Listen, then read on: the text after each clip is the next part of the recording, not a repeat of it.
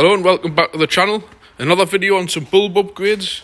I'll apologise if you've already watched this on other cars I've had, but you get different kind of effects on different cars you use these bulbs. Some work okay, others don't.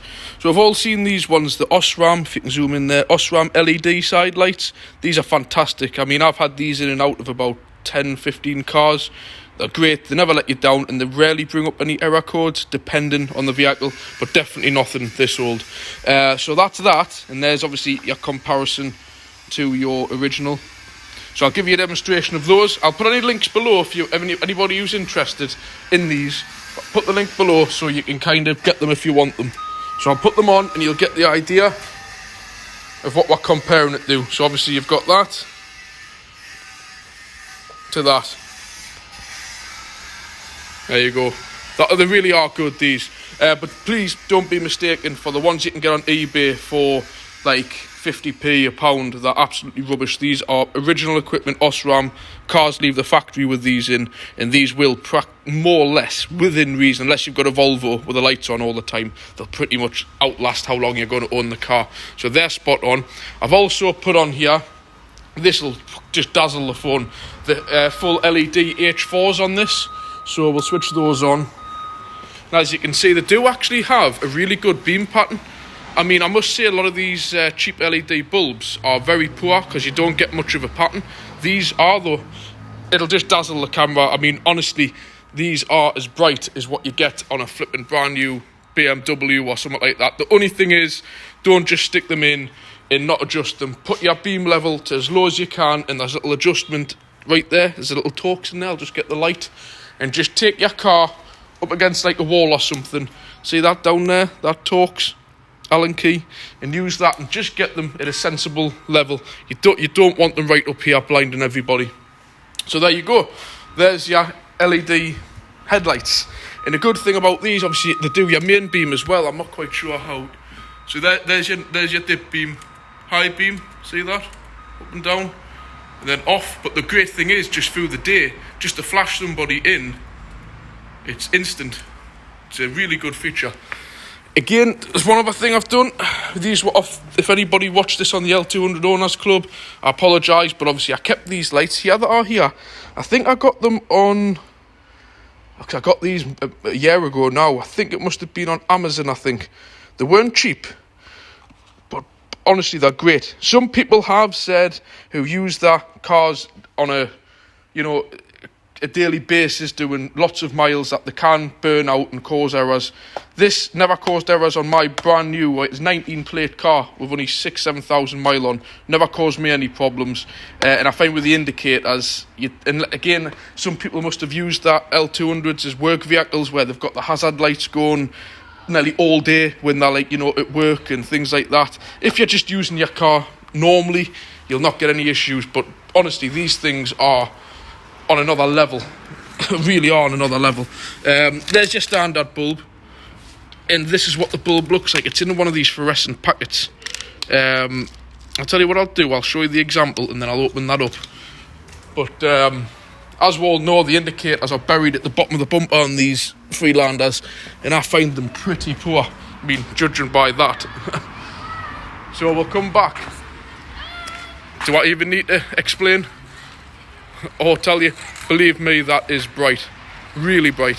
I don't know what the camera's bringing that up as, but you just need to look at that wall back there. That is all, in fact, that house. In fact, it's going right down there, onto there. I'll just stand a bit further back.